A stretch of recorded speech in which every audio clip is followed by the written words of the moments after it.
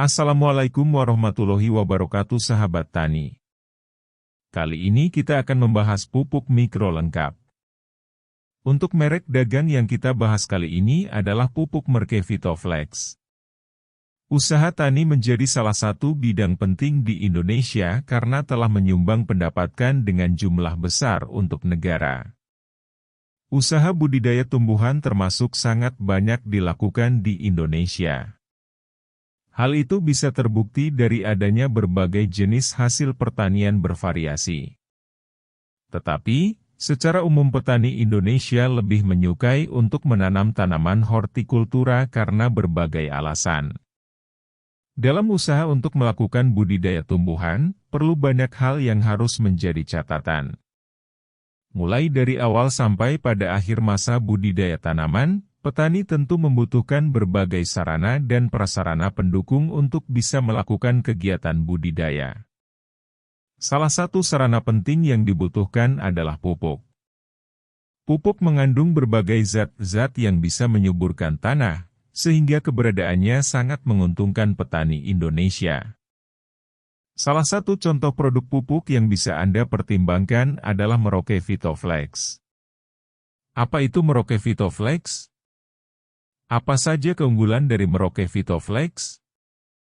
Simak selengkapnya pada uraian di bawah ini. Merauke Vitoflex berguna untuk pembentukan bunga, germinasi serbuk sari, pembentukan buah, pengaturan air dan transportnya di dalam tanaman. Kandungan tembaga, Cu, dalam pupuk ini untuk fotosintesis, pembentukan bunga dan biji, sintesis lignin untuk kekuatan tunas dan batang. Merauke Vitoflex adalah produk pupuk berkualitas terbaik yang diimpor dan didistribusikan oleh PT Merauke Tetap Jaya. Produk pupuk ini memiliki bentuk formulasi berupa butiran tepung, mudah larut dalam air, serta mudah diserap tumbuhan. Pupuk Merauke Vitoflex cocok digunakan untuk berbagai tanaman hortikultura, seperti misalnya tanaman pangan, perkebunan, sayuran, buah-buahan, DLL. Di dalam Merauke Vitoflex, terdapat berbagai bahan aktif. Bahan aktif tersebut diantaranya yaitu boron, B, 2%, mangan, Mn, 7%, tembaga, Cu, 2%, zinc, Zn, 5%, besi, V, 2,5%, dan molibdenum, Mo, 0,1%. Apabila tumbuhan mengalami kekurangan zat-zat di atas, maka hal tersebut bisa menjadi faktor penghambat dalam meningkatkan kualitas dari hasil produksi panen tumbuhan. Hara mikro adalah elemen kimia penting yang dibutuhkan oleh tanaman agar dapat tumbuh dan berkembang dengan normal. Istilah mikro lebih merujuk pada arti jumlah kebutuhan yang diperlukan tanaman, yaitu lebih sedikit. Bukan berarti tidak penting. Namun, tanpa hara-hara mikro pertumbuhan, hasil produksi, dan kualitas hasil tidak akan bisa diperoleh maksimal. Ada 6 hara mikro penting yang telah diidentifikasi yang ternyata sangat berperan dalam pertumbuhan tanaman, yaitu besi, V, mangan, Mn, zinc, Zn, boron, B, tembaga, Cu, dan molibdenum, Mo. Setiap hara mikro ini memiliki peran penting yang berbeda di dalam tanaman, dapat dengan mudah diamati dan muncul pada tanaman yang kekurangan hara mikro, walaupun hara mikro sudah tercukupi. Kekurangan dari salah satu hara-hara mikro ini, maka pertumbuhan akan terganggu dan kehilangan potensi hasil. Fungsi hara mikro bagi tanaman sebagai berikut. Boron, B, pembentukan bunga, germinasi serbuk sari, pembentukan buah, pengaturan air dan transportnya di dalam tanaman. Tembaga, Cu, fotosintesis, pembentukan bunga dan biji, sintesis lignin untuk kekuatan tunas dan batang. Besi, V, produksi klorofil, fotosintesis. Mangan, Mn, sintesis karbohidrat untuk pertumbuhan tanaman, produksi klorofil dan sintesis lignin. zinc, Zn, perkembangan akar, pertumbuhan tanaman dan fertilitas tanaman. Molybdenum, Mo, pemanfaatan nitrogen. Keuntungan pupuk Merauke Vitoflex. Pupuk majemuk mikro lengkap. Hara mikro lengkap diformulasi khusus dengan bahan-bahan baku terbaik untuk pertumbuhan tanaman yang optimal. Melengkapi kecukupan hara mikro dalam program pemupukan. Diformulasi sesuai dengan kecukupan kebutuhan tanaman dan tanah di Indonesia. Aman dicampur dalam aplikasinya dengan pestisida yang umum dipakai oleh petani Indonesia. Manfaat pupuk Merauke Vitoflex. Menyediakan kombinasi terbaik untuk memberikan hasil dan pendapatan yang tinggi. Tanaman tumbuh dengan sehat dan memaksimalkan produktivitas jangka panjang. Hasil produksi meningkatnya jumlah dan juga ukuran buah dan umbi. Meningkatkan kualitas, rasa, warna, kesegaran dan daya simpan buah atau umbi. Menggunakan pupuk Merauke Vitoflex dengan dosis cukup bisa memberikan banyak manfaat untuk tanaman. Beberapa contoh manfaat yang bisa didapatkan dari penggunaan Merauke Vitoflex yaitu meningkatkan kualitas, warna, rasa, serta daya simpan umbi atau buah. Hasil produksi menjadi meningkat, diikuti dengan peningkatan jumlah serta ukuran umbi atau buah. Membuat tanaman tumbuh dengan sehat serta produktivitas jangka panjang menjadi lebih maksimal. Merauke Vitoflex bisa dicampurkan dengan produk pestisida lainnya. Produk pupuk mikro Merauke Vitoflex mengandung kandungan unsur hara mikro lengkap dengan formulasi khusus berbahan baku terbaik untuk mengoptimalkan pertumbuhan tanaman. Pengaplikasian Merauke Vitoflex bisa melengkapi kecukupan unsur hara mikro pada proses pemupukan. Bisa diformulasikan sesuai kecukupan kebutuhan tanah dan tumbuhan. Tanaman yang cocok diaplikasikan Merauke Vitoflex. Seperti penjelasan sebelumnya, penggunaan pupuk Vitoflex cocok diberikan pada berbagai tanaman.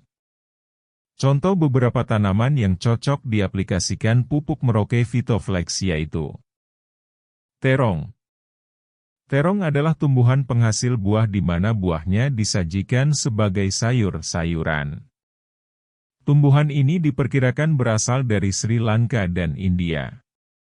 Terung adalah tumbuhan ternak di mana umumnya ditanam secara tahunan.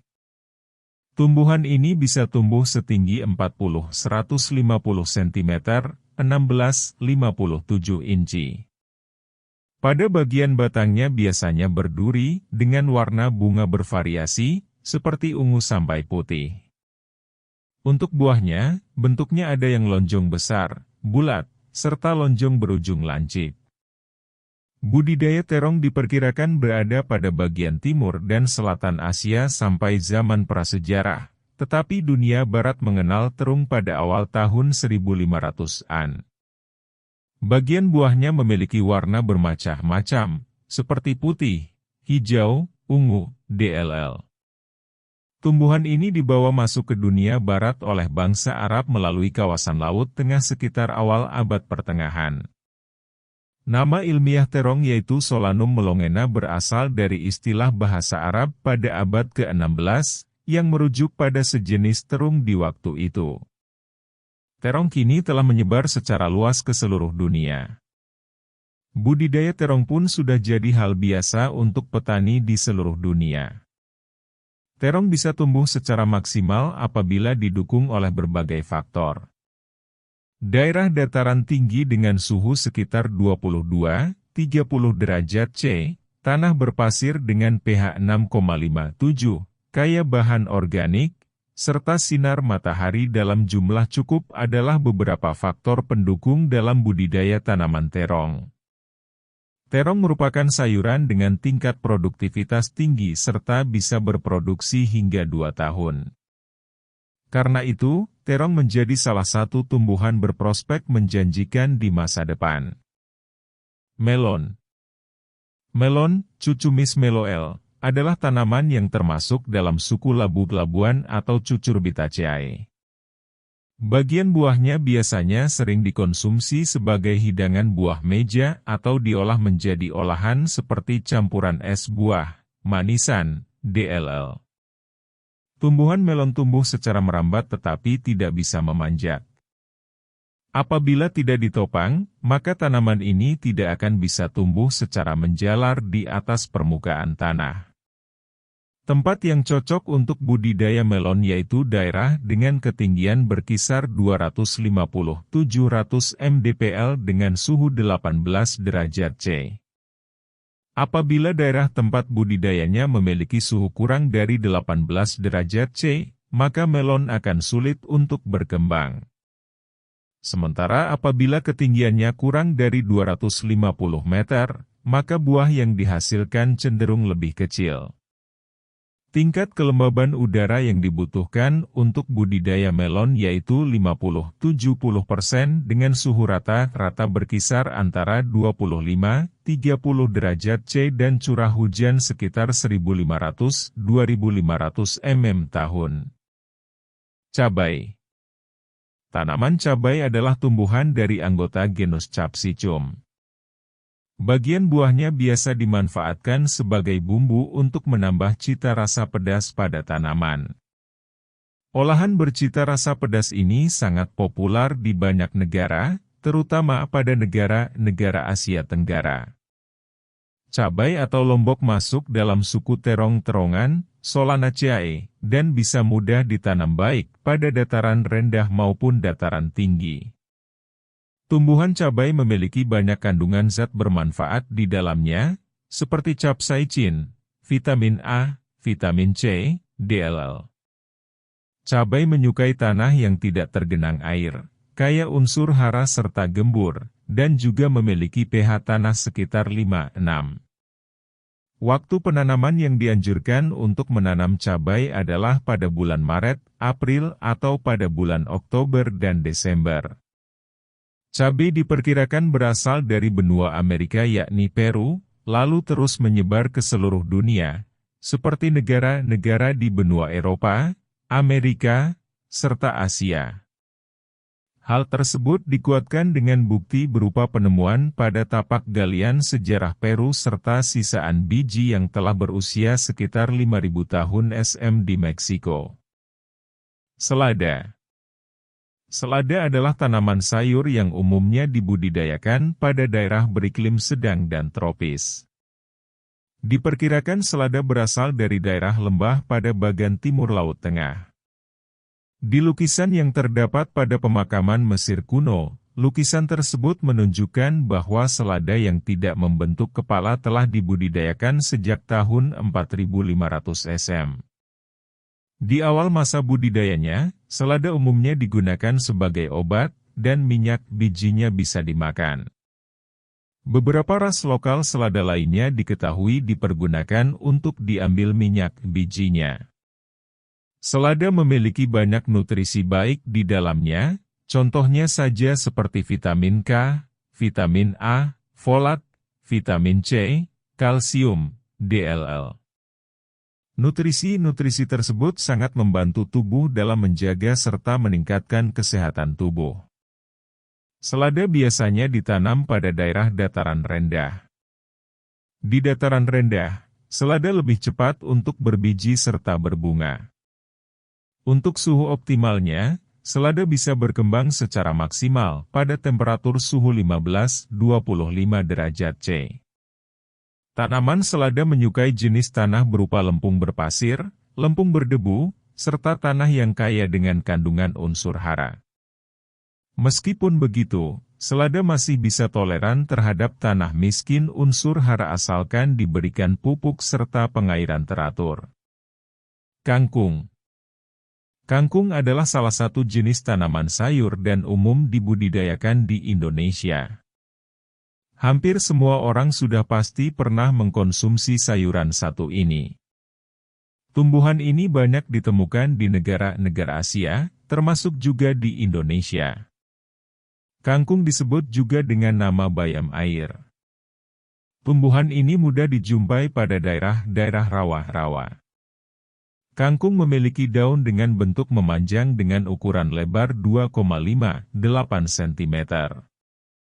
Tanaman kangkung memiliki banyak nutrisi bermanfaat untuk tubuh, seperti serat, karbohidrat, protein, vitamin C, vitamin A, zat besi, kalsium, fosfor, natrium, DLL. Kandungan nutrisi di atas tentu apabila dikonsumsi tubuh dalam jumlah cukup akan membuat tubuh menjadi lebih sehat dan sistem imun menjadi lebih meningkat. Contoh beberapa olahan makanan berbahan dasar kangkung yaitu tumis kangkung, kangkung, kangkung saus tiram, mie kangkung, sayur asem kangkung, kangkung sambal tempe, DLL. Nanas.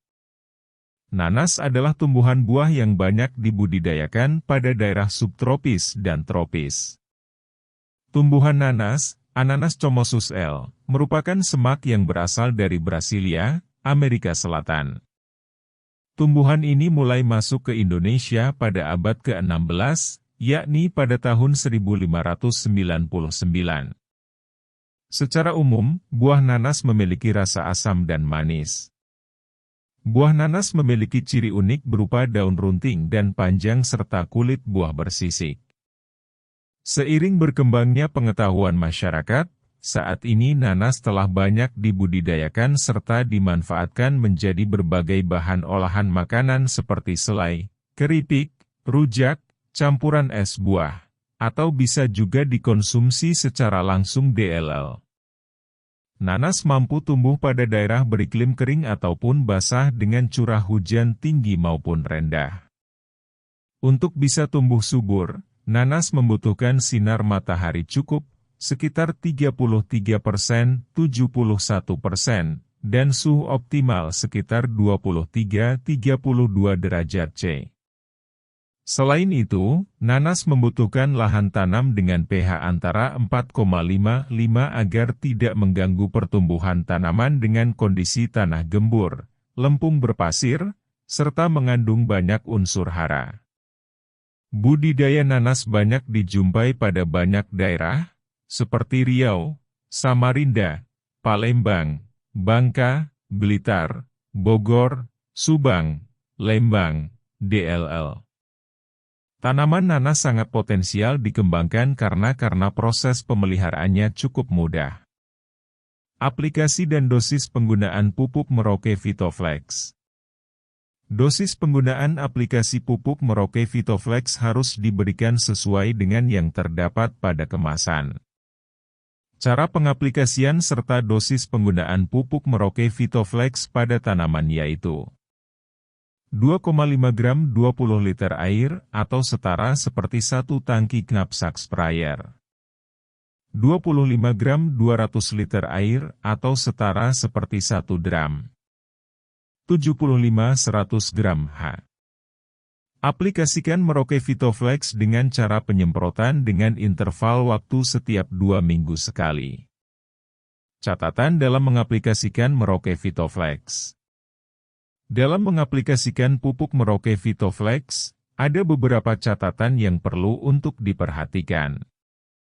Beberapa catatan dalam mengaplikasikan Merauke Vitoflex yaitu: simpan pada tempat sesuai agar kualitas Merauke Vitoflex tetap terjaga. Baca petunjuk penggunaan Merauke Vitoflex terlebih dahulu. Pupuk Merauke Vitoflex tersedia dalam kemasan dos kecil berisi 50 sachet dengan isi bersih 2,5 gram sachet.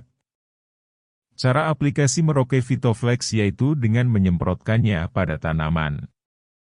Pertanian Indonesia siap mengirim Merauke Vitoflex ke konsumen dengan jaminan pasti sampai ke alamat tujuan. Terima kasih telah menemani kami hari ini. Mari kita terus berjuang bersama untuk pertanian yang lebih baik. Sampai jumpa, sahabat tani. Wassalamualaikum warahmatullahi wabarakatuh.